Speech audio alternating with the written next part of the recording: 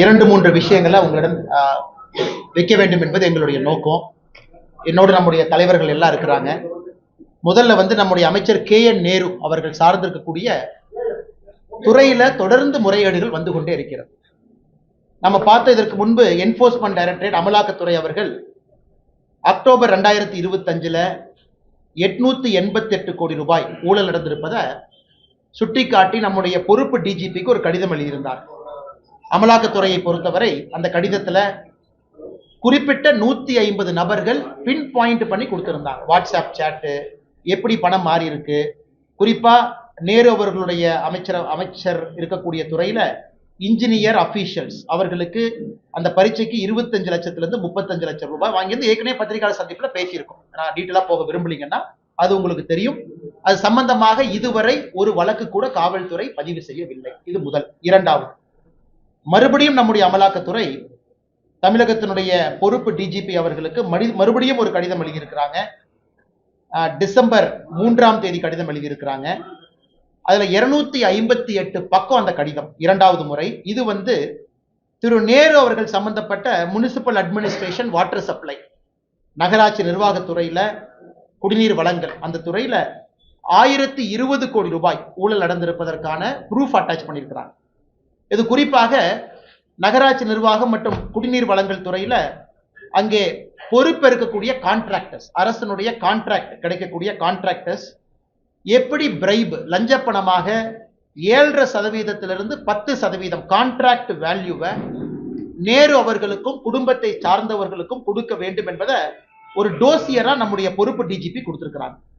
இதில் நீங்க நல்லா உத்து இந்த டோசியரை பார்த்தீங்கன்னா, இது தமிழ்நாட்டில் மத்திய அரசு பணத்துல கட்டப்படக்கூடிய பப்ளிக் டாய்லெட், சானிடேஷன் சர்வீஸ், சுகாதாரத்துறை சம்பந்தப்பட்டது, நபார்டு வங்கியினுடைய பணத்தை வாங்கி நடக்கக்கூடிய ப்ராஜெக்ட், வாட்டர் ரெனோவேஷன் ஒர்க், அதாவது ஆறு ஏரி சம்பந்தப்பட்ட வேலைகள், சிவிக் கன்ஸ்ட்ரக்ஷன் ப்ராஜெக்ட். இதுல மத்திய அரசினுடைய பணமும் கூட மாநில அரசுக்கு அது நேரு அவர்களுடைய துறையின் மூலமாக இம்ப்ளிமெண்ட் ஆகக்கூடிய முனிசிபல் அட்மினிஸ்ட்ரேஷன், வாட்டர் சப்ளை, இதுல 1020 கோடி ரூபாய் ஊழலை கண்டுபிடித்து 258 பக்கம் டோசியராக பொறுப்பு DGP கொடுத்திருக்கிறாங்க. கொடுத்து கிட்டத்தட்ட இன்னைக்கு டிசம்பர் 3னா உங்களுக்கு கிட்டத்தட்ட 12 நாள் ஆகுது.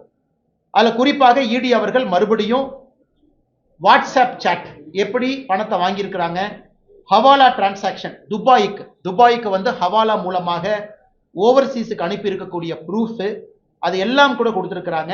இதுல ரொம்ப அதிர்ச்சிகரமான விஷயம் என்னன்னா, இது அதிர்ச்சி தான், ஆனா ஆச்சரியம் இல்லை. நிறைய வாட்ஸ்அப் சாட்ல பார்ட்டி ஃபண்ட் மென்ஷன் பண்ணியிருக்கிறாங்க. பார்ட்டி ஃபண்ட் DMKன்னு இருக்கு. அதையும் கூட அமலாக்கத்துறை அந்த 258 பேஜ் டோசியர்ல அதையும் கூட ஹைலைட் பண்ணியிருக்கிறாங்க. பார்ட்டி ஃபண்ட் அப்படின்னு அவங்க பண்ணி பிரைபை கலெக்ட் பண்ணியிருக்கிறாங்க. 7.5% 10% கான்ட்ராக்டர்ஸ். இது நேரு அவர்கள் சாதாரணமா பத்திரிகை நண்பர்கள் கேட்கும் பொழுது சாதாரணமா கடந்து போயிட்டாங்க. அதாவது இதுல ஒன்றும் உண்மை இல்லை, இது அரசியல் பழிவாங்கும் நடவடிக்கை, நான் இதன் மீது கோர்ட்ல பாத்துக்கிறேன், அங்க பாத்துக்கிறேன். அதனால் மறுபடியும் பத்திரிகையாளர் சந்திப்பில் நாங்கள் என்ன சொல்ல விரும்புறோம் அப்படின்னா, 888 கோடி ரூபாய் முதல் ஊழல் இன்ஜினியர் ரெக்ரூட்மெண்ட், ஒரு இன்ஜினியருக்கு 25 லட்சத்திலிருந்து 35 லட்சம் ரூபாய் லஞ்சம். இரண்டாவது, நேரு அவர்கள் துறையில கான்ட்ராக்ட் பெறக்கூடிய ஒப்பந்தக்காரர்கள் 7.5% 10% லஞ்ச பணம், அந்த பணம் துபாய்க்கு போகுது ஹவாலால, அதை அமலாக்கத்துறை மென்ஷன் பண்ணியிருக்கிறாங்க. பார்ட்டி ஃபண்ட்னு மென்ஷன் பண்ணியிருக்கிறாங்க. அப்படி இருந்தும் கூட அடிப்படை FIR இதில் இல்லை. ஏன்னா FIR ஃபைல் பண்ணாதான் அமலாக்கத்துறையை பொறுத்தவரை அவர்கள் அடுத்த கட்ட நடவடிக்கை, மணி லாண்டரிங் எல்லாம் அவங்க ஆக்ஷன் எடுக்க முடியும். இதையும் கூட உங்க கவனத்துக்கு கொண்டு வரும். மூன்றாவது, இன்று நேரு அவர்களுடைய அமைச்சரவையில் நடந்திருக்கக்கூடிய குளறுபடி. இன்னைக்கு பாத்தீங்கன்னா Tamil Nadu government of Tamil Nadu rural development and panchayat raj department, ஊரக வளர்ச்சி ஊராட்சி துறை, அதுல ஊராட்சி செயலாளர், பஞ்சாயத்து செக்ரட்டரி, ஊராட்சி செயலாளருக்கான ரெக்ரூட்மெண்ட் போயிட்டு இருக்கு.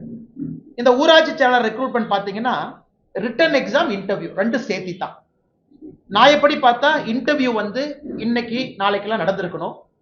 ஆனா நேத்து சாயங்காலம் டிசம்பர் 11 சாயங்காலம் ஒரு மெசேஜ் எல்லாத்துக்குமே குறுஞ்செய்தி வருது, இந்த மாதிரி இன்டர்வியூ கேன்சல் ஆயிருச்சு அப்படின்னு.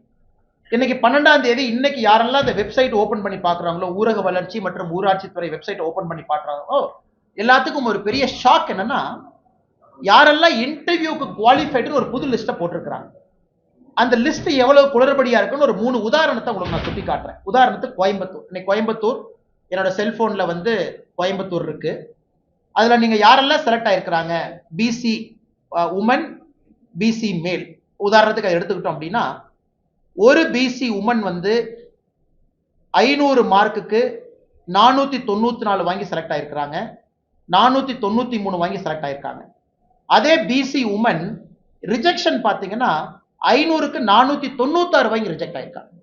ஸோ என்ன பேசிஸ்ல அவங்க லிஸ்ட் போட்டாங்கன்னு யாருக்குமே தெரியல. அதாவது இதுல வந்து இன்டர்னல் கோட்டா இருக்கு, அவங்க தமிழ் மீடியமா, அவங்க வந்து விட்டோவா, அவங்க வந்து மாற்றுத்திறனாளியா, இல்ல அவங்க வந்து இதற்கு முன்பே படை வீரரா இருந்திருக்கிறாங்களா அப்படிங்கிற வெயிட்டேஜை வச்சு பார்த்தாலும் கூட இன்னைக்கு அவங்க வெளியிட்டிருக்கக்கூடிய ஊரக வளர்ச்சி மற்றும் ஊராட்சி துறை, அதுல ஊராட்சி செயலாளர் அதனுடைய லிஸ்ட்டை நீங்க பாத்தீங்கன்னா சம்பந்தமே இல்லாத லோவர் மார்க் வாங்கினவங்க இன்டர்வியூ குவாலிஃபை இருக்கிறாங்க. சேம் பேராமீட்டர் மீட் பண்ணியிருக்கக்கூடிய அதை விட அதிகமா மார்க் வாங்கியிருக்கிறவங்க குவாலிஃபை ஆகாம இருக்கிறாங்க. கோயம்புத்தூர், கரூர், மதுரை இந்த 3 மாவட்டத்தினுடைய லிஸ்ட்டை நாங்க அனலைஸ் பண்ணதை பத்திரிகை நண்பர்களுக்கு இந்த பத்திரிகையாளர் சந்திப்பு முடிச்ச உடனே வாட்ஸ்அப்ல ஷேர் பண்றோம். அதாவது செலக்ட் ஆனவங்க கிரைட்டீரியா என்ன, நாட் செலக்டட் கிரைட்டீரியா என்ன, செலக்ட் ஆனவங்க கிரைட்டீரியாவோட நாட் செலக்டட் பெட்டரா இருந்தும் செலக்ட் ஆகல. ஸோ இவ்வளவு குளறுபடிகளை இன்னைக்கு வெளியிட்டிருக்கக்கூடிய லிஸ்ட், இதிலும் கூட லஞ்சம் கைமாறி இருப்பதாக பெரிய அளவில் குற்றச்சாட்டுகள் வந்து கொண்டிருக்கிறது என்ற காலையிலிருந்து. ஆனால் தொடர்ச்சியாக ஒரு மூத்த அமைச்சருடைய துறை ஒரு மாதத்துல அமலாக்கத்துறையை பொறுத்தவரை 888 கோடி, அதன் பிறகு 1020 கோடி ரூபாய் இன்னொரு ஊழல், 3வது முறையாக இன்னைக்கு அவங்க வெளியிட்டிருக்கக்கூடிய இன்டர்வியூ பட்டியல், இதிலும் கூட பெரிய அளவுல குழப்பம் இருக்கு. ஆனா முதலமைச்சர் எதையும் கண்டுகொண்டதாக தெரியவில்லை, நேரு அவர்களும் எதையும் கண்டுகொண்டதாக தெரியவில்லை. இன்னைக்கு பொறுப்பு டிஜிபிக்கு பொறுப்பு டிஜிபி போட்டிருக்கிறாங்க. அதனால் யாருமே எஃப்ஐஆர் பதிவு செய்வதற்கு தயாராக இல்லை. இந்தியால எங்கேயும் நடக்காத அநியாயம் இங்க நடக்குது. அதனால இவ்வளவு ஊழல் குற்றச்சாட்டு மட்டுமில்ல, டோசியர் கொடுத்து ப்ரூஃப் கொடுத்தும் கூட நான் எஃப்ஐஆர் போட மாட்டேன் என்று ஒற்றை கருத்துல எங்க தமிழகத்தினுடைய காவல்துறையிலே உயரதிகாரிகள் இருக்கிறாங்க. இதை வந்து நம்முடைய பத்திரிகை நண்பர்களுக்கு நாங்கள் உங்க கவனத்துக்கு கொண்டு வரோம்.